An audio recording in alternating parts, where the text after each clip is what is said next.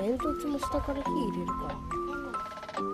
一瞬で、外、水分が多すぎるんだね。鹿番長がうなりを上げ始めました。水分多いんじゃない？水分多いからうまくいかない。まあ、薪じゃないからね、その人ね。3, 2, 1. おー、嘘でしょ。おー、